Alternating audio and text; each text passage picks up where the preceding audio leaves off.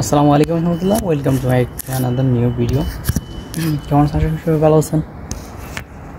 আলহামদুলিল্লাহ, আপনাদের আমি অনেক অনেক ভালো আছি। আজকে একটু বিস্তারিত আলোচনা করবো সাইপ্রাস নিয়ে। অনেকের ভুল ধারণা আছে সাইপ্রাস নিয়ে, মানে অনেক দালাল টাকা 2 লাখ 3 লাখ 4 লাখ টাকা দিয়ে সেরা কাজ পেতে কষ্ট হয়ে যায়।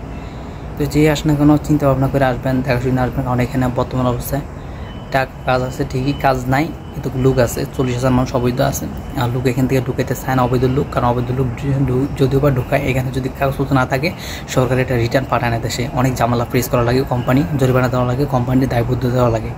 তো যেই আসেন না কেন ভাইবা চিন্তাধারা করে এখানে আসবেন। ঠিক আছে, ভালো থাকবেন। কোনো এক ভিডিও নিয়ে আবার হাজির হব।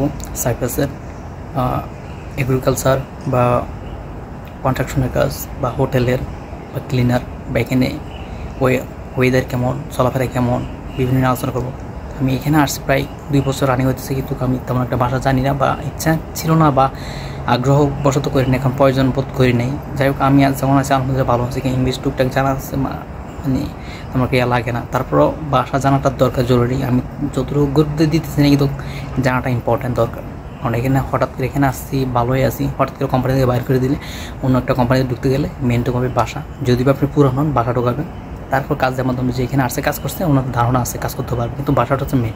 কথাবার্তা যদি আবদ্ধ করেন, আর ভাষা জানলে আপনার এখানে কোনো টাকা ঢোকা লাগবে না, দাঁড়াল ধরতে হবে না, আপনি নিজে কাজ করতে পারবেন। ঠিক আছে, ভালো থাকবেন, গুড বাই, টাটা, আল্লাহ হাফেজ।